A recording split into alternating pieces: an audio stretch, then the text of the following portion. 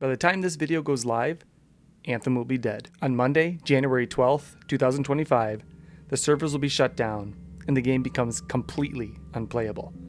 Not delisted, not unsupported, gone. Dead.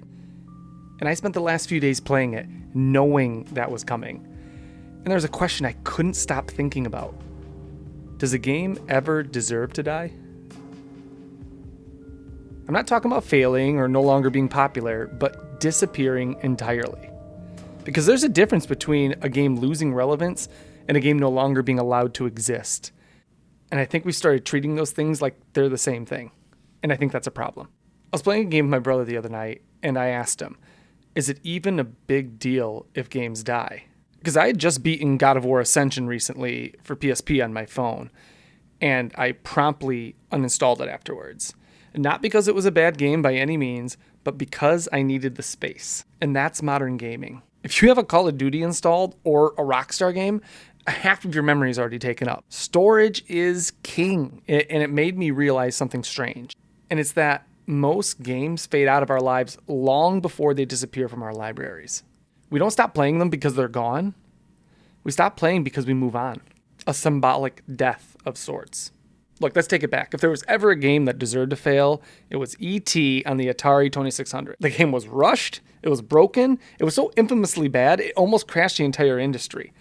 And it was such an embarrassment to Atari, they buried all the unsold copies in the desert of New Mexico. That's wild. That's a wild failure. But it failed honestly. You bought it, you played it, you decided you were done. Simple as that. And then there's a different kind of failure, a more modern kind of failure. And for this example, let's take a look at the ever so loved Concorde. Look, Concorde didn't fail because it was broken. Concorde failed because it didn't justify its existence. Nobody asked for it. It wasn't doing anything different. Same old mechanics as all its competitors. It was a paid option versus free-to-play options. And the character designs were unappealing. And here's the interesting part. Concorde was a live service game, but it failed like an old one. Players tried it, and they moved on. And they moved on so quickly, they shut that game down in 2 weeks. Dead. The market made the decision first. Now, Anthem didn't get that. Because live service games don't really fail on their own. They live on servers. So when those servers go away, so does the game. That's not really failure, that's something else. And that's also why upcoming games like Highguard and Marathon are so important to pay attention to. Because they're not bad games that have failed yet. They're not even out yet, but they're launching into the exact same conditions that killed games like Anthem. Live service expectations, and a player base that doesn't give games years to find themselves anymore.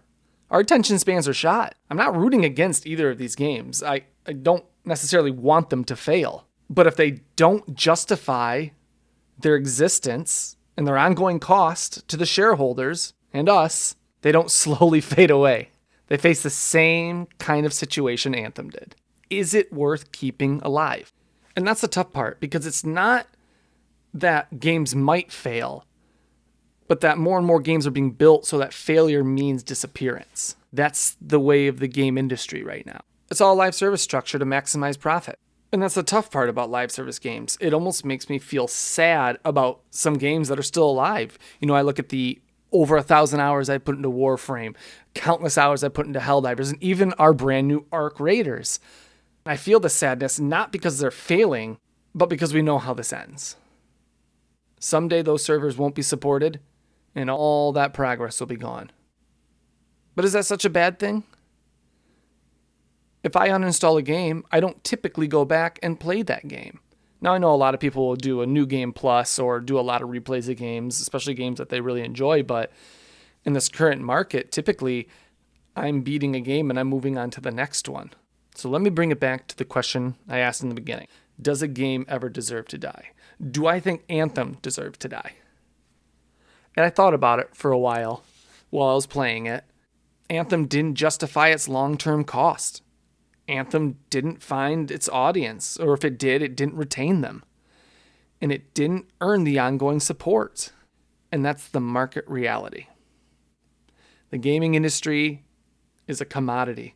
These are publicly traded companies with shareholders they have to answer to, and they have to maximize profits. That's just the nature of the industry that we're in anymore, especially live service games. And even saying that Anthem deserved to die out loud feels strange and slightly morbid. Because playing Anthem these last few days didn't feel like revisiting a bad game by any means.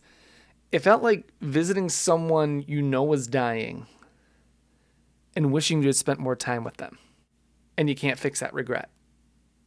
And that's life. Now look, that's easy for me to say.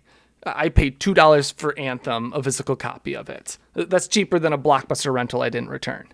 But if you paid full price, this loss probably feels much different, and especially if you own a physical copy. But it's also strange to hold a disc in your hand that no longer does anything. An empty husk of what used to be a game. Cathartic, no? So in closing, does a game ever deserve to die? I think a bad game can deserve to fail, and I think a live service game can deserve to end, but no game should vanish from the people who already paid for it. That's not failure. That's something being taken away. Even the people who bought E.T. can still play E.T. if they'd like, unless they buried it in the desert as well. So my question to all of you watching is, are dying games a tragedy, or is it the cost of how we play games now? Thank you all for watching. I'll catch you next time.